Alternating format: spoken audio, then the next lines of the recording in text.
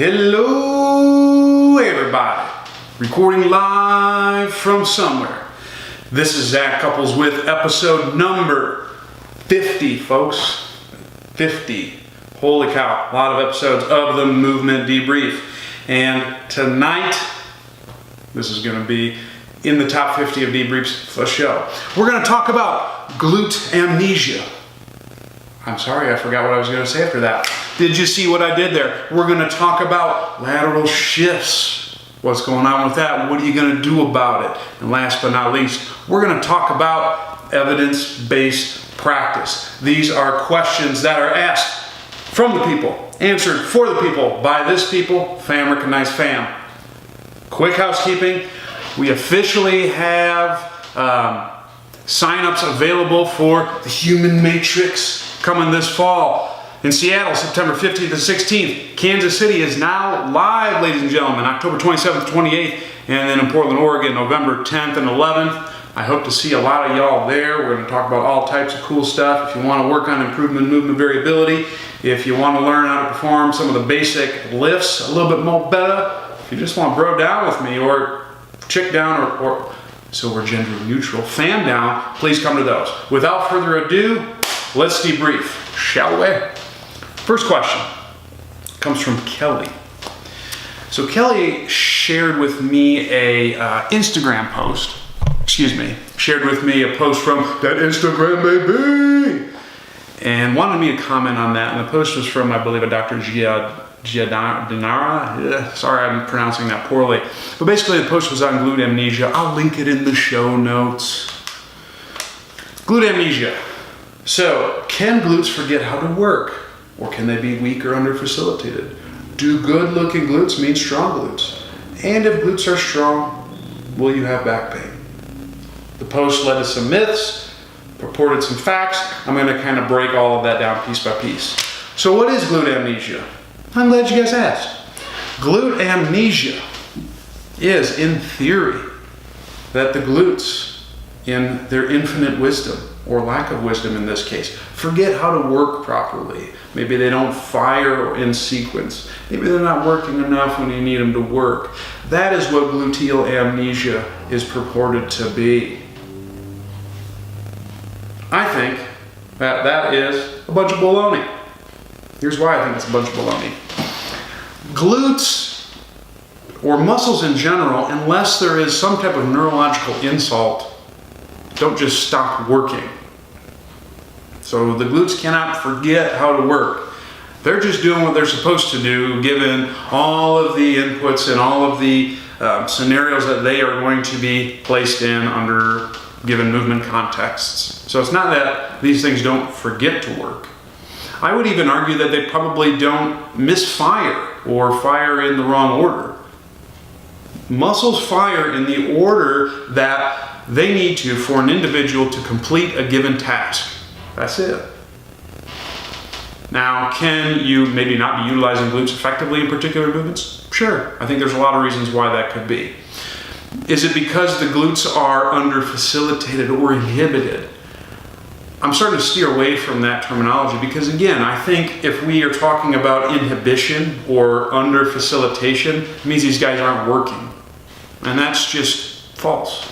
Muscles will work. Otherwise, your pelvic floor would fall out if your glutes didn't work. But maybe what happens is if a patient who didn't do home exercises, if the pelvis is in a more forwardly tilted position, anterior tilt or anterior rotation, either of those scenarios, what can happen is the orientation at which the glutes are in changes. So in this case, if the pelvis is tipped forward, the glutes are more eccentrically oriented. That may lead to a passive insufficiency of some sort. Or it might make them more prone to performing eccentric actions when you're performing a given task. That may not be ideal for a lot of things. Because if I'm here and I try to squat, it's going to be tough for me to use glutes to push out of the bottom because I'm already in this end range position. No bueno. So in that case, Glutes may not necessarily be firing out of order, but they're just doing what they're supposed to do given the constraints that they are put in. So what you need to do in those cases, as opposed to trying to retrain the glutes to fire in a certain instance, is you have to restore movement variability. That's number one. I've beaten that dead horse. If you want to learn more, just go anywhere on zachcouples.com or go through all the other debriefs. But restoring movement variability, so that way the glutes can act in an anteriorly rotated position and a posteriorly rotated position, basically so you have all the options at your disposal to be able to perform all the movement tasks that you want to do. That would be my thing on glute amnesia. So I don't think it's a thing. I also don't know if glutes necessarily can be weak or under-facilitated. What you have to do is put them in a position so they work, and then build your conditioning up to snuff, teach good movement quality, and I don't think these things are problems. In fact, you probably ought to be in business.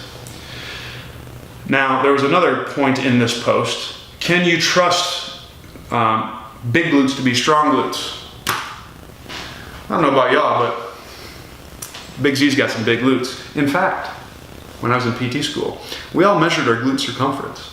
And guess who came in number 2 out of both sexes? This guy. I'm proud. However, I'm not the strongest guy in the world. I can't squat that much. Deadlift, I can hold my own. But like a lot of lower body moves, I'm not super strong, even though I have big glutes. So I would agree with this guy here. Just because you have hypertrophy does not always equate to strength. But I would say if you don't have much glute mass on you, you're probably not going to be able to produce much force. Reason being is because you just don't have enough large enough muscle fibers to produce force. Something to consider. The other thing, last thing, but not least, if glutes are strong, you won't have back pain. And I actually agree with the doc who wrote this IG post, and that's a myth. Just because you have strong glutes does not mean that you are exempt from ever experiencing back pain. Back pain is pretty common. I've heard some people smarter than I say it's the common cold of the musculoskeletal system. They did the mic drop too. Back pain is multifactorial. There's several different components that go into why someone may develop back pain and why someone may not. I can't think of the study, but I have heard that some of the big links, as was either too low back pain or chronic pain, have to do with work and life satisfaction. Like those are really big components to whether someone will develop chronic pain or back pain or not. So you can see how that's like has nothing to do with strong glutes, right? Another thing, people in chronic pain or chronic low back pain, having depression is a huge risk factor for developing low back pain. That has nothing to do with glutes. Well, maybe you're less depressed if you got big glutes. I'll have to think about that. The point being is, because muscles are strong or we're in good conditioning, while I think that can help safeguard you from potential injuries, it does not make you exempt.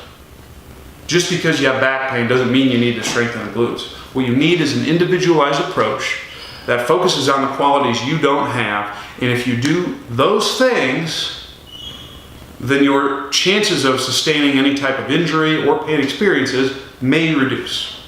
That's about as good as I can say with that.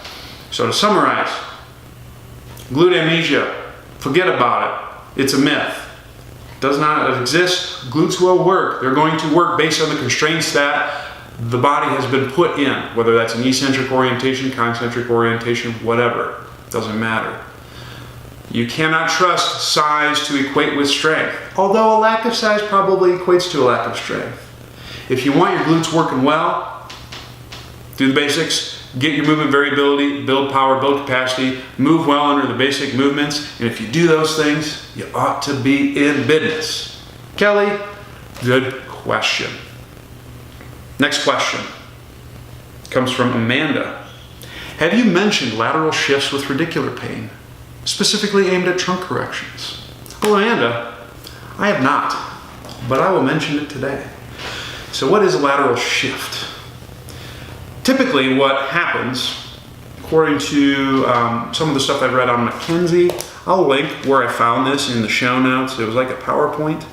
Someone who probably knows McKinsey a bit more than I do. I can't speak on their behalf, but based on the little bit I know, is in theory, you got your lumbar spine. Oh, look, we got a bulging disc on this lumbar spine. Isn't that not nocedic?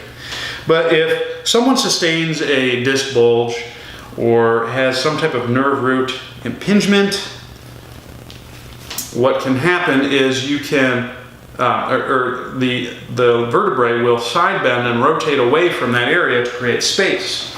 You essentially get like a functional scoliosis. And so what you'll see is people kind of be shifted over to one side. Like let's say I was getting pain down my right side, although they can shift towards that side too. But basically some type of scoliosis occurs functionally. What that does is it helps offload the injured tissues, whether it's the disc or whether it's the nerve root running into problems.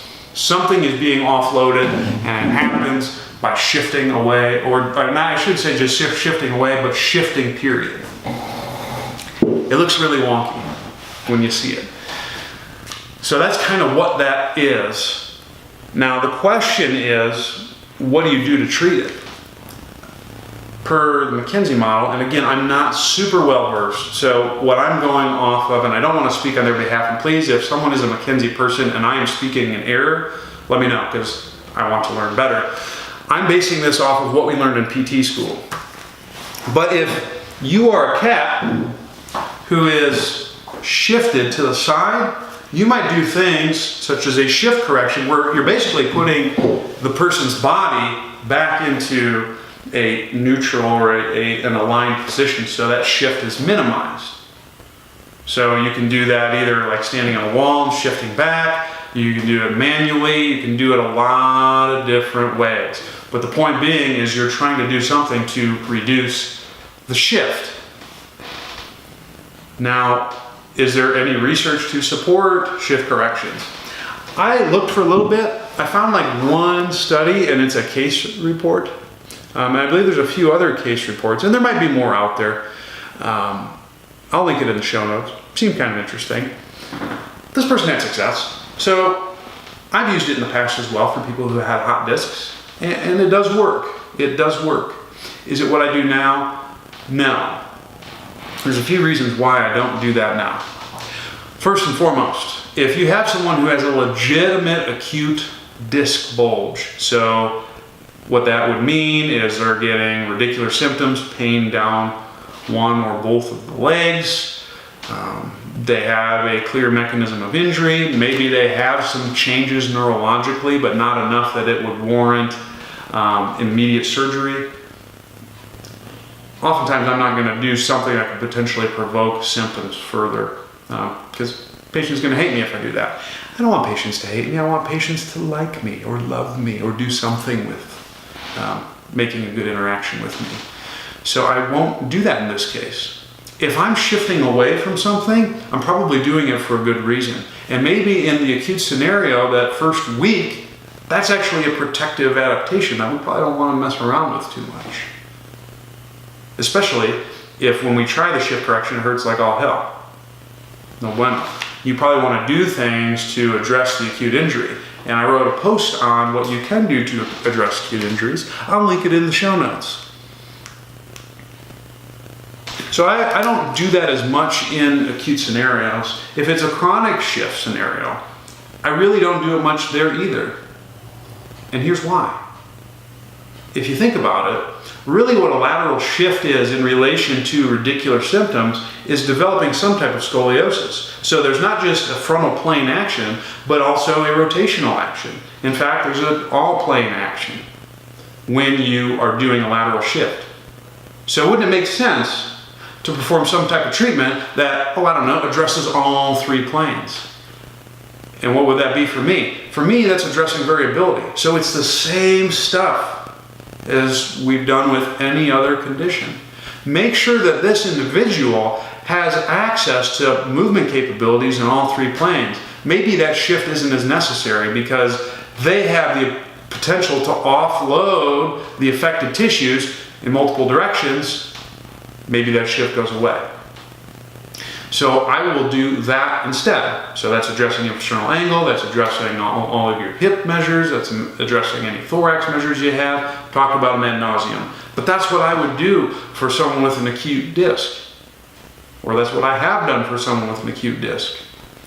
because you can still get a lack of, or a distraction in the area if you restore variability. Because if you're doing something, say like a posterior tilt, and you're doing something that involves a little bit of thoracic flexion, doing something to achieve a good exhalation, that's going to pull from both ends, maybe give the nerve root a little bit of space, symptoms may reduce.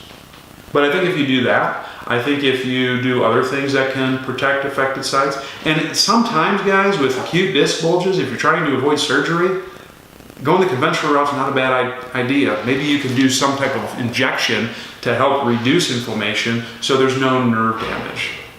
Even though I'm not like the biggest fan of anti-inflammatories, I would rather take my chances with an anti-inflammatory than take my chances with nerve damage that takes a hell of a long time, if ever, to improve upon. But doing things like that and doing whatever else you can within your skill set to protect the area is key with lateral shifts. And if you've restored variability and there's still lateral shift present, and maybe it's not in the acute stages, maybe then there's some warranting to perform a shift correction. But I found that addressing variability has led that to be a less frequent thing I've needed to do. In fact, it's probably been 5-6 years since I've done that.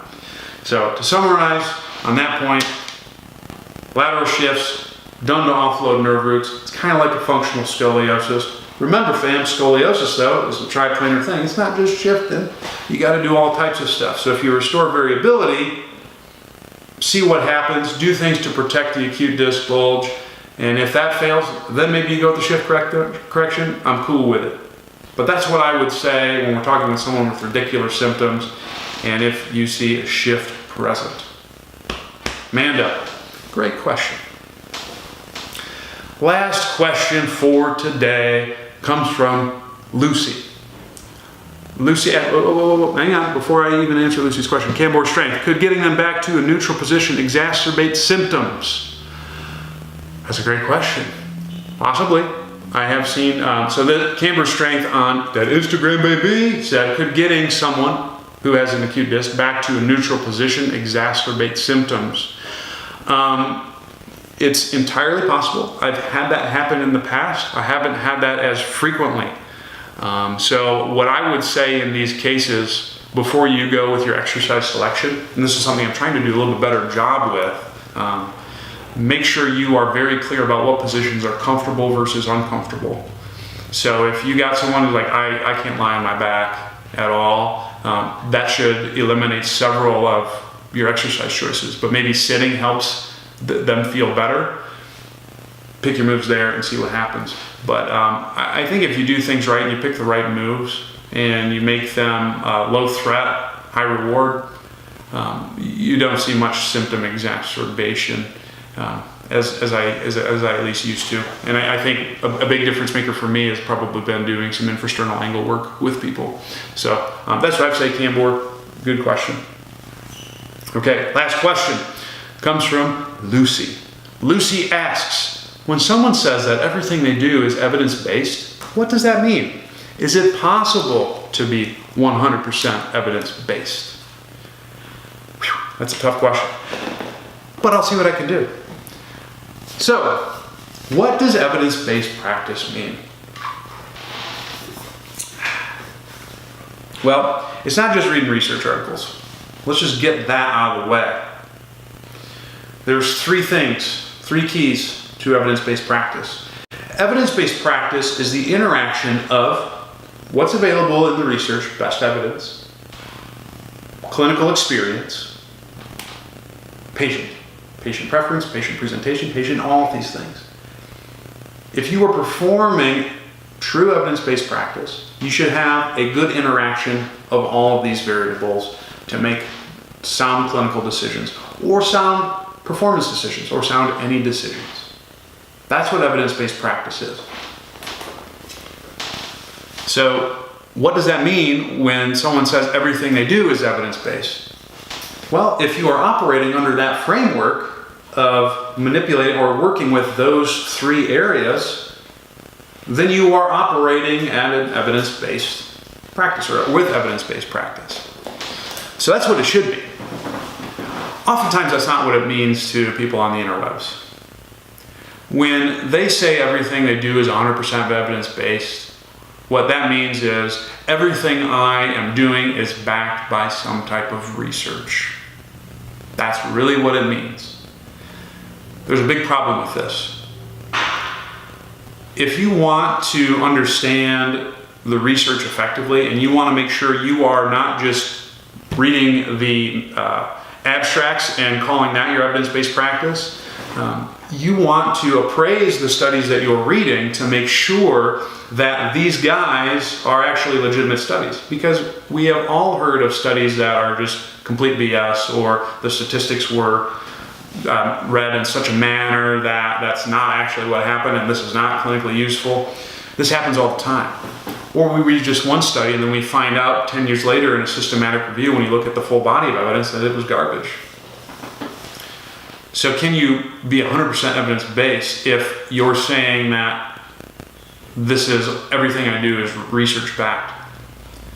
I think that is impossible. I think it's impossible to be 100% evidence-based if you are saying everything you are doing is researched. There's a few reasons why that is.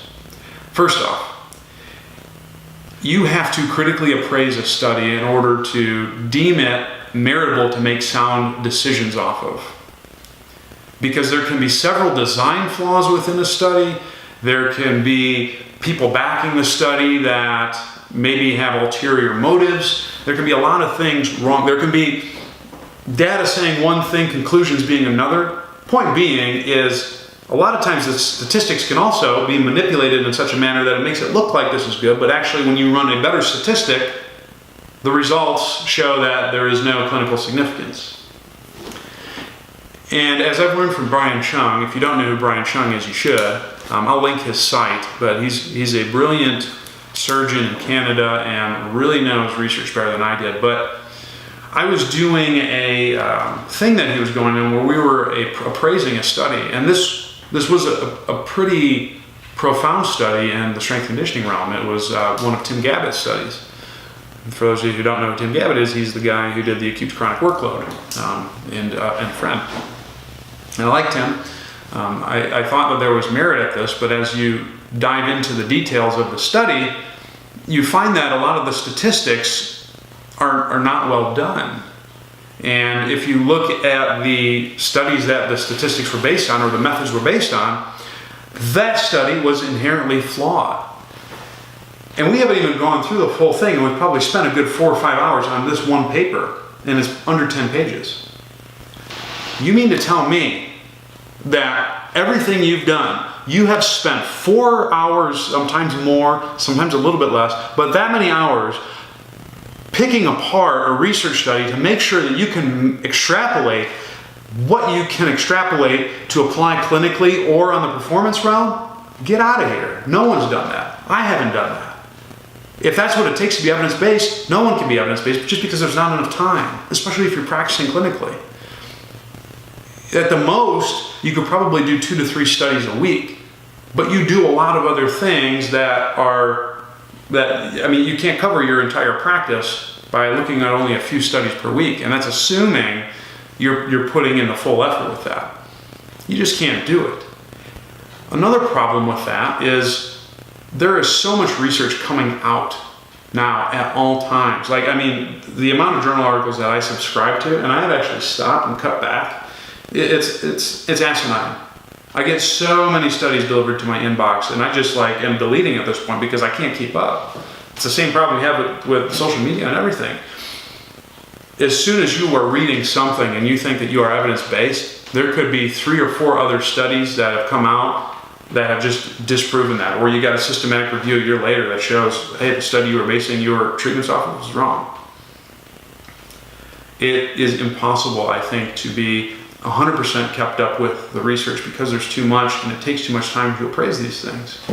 It's really kind of disenfranchised me from reading a lot of research, because a lot of the guys or the studies that I thought were great, when you really dive into the methods and look at, was this study designed appropriately and do the results match the conclusions? Very rarely do you see that. And I even noticed that too when I was doing a lot of the research for my pain talk and my respiration talk, I would be reading through these things and I'd see this in the results, and it's like, well, there's absolutely no clinically meaningful thing when you do this. But then the discussion and conclusion would say, oh, well, this is statistically significant and has been shown to benefit X. You can't trust these people being researchers. And I get why. A lot of it probably has to do with the publish or perish mentality that is prevalent in the evidence. Like, people don't want their studies to show nothing, even though that is equally as telling as a study that shows something. So it's really hard, especially if you don't have the skill set to appraise research and claim to be evidence-based, just because of constraints that we have in our lives and constraints that we have in our skill set of appraising research, among other things.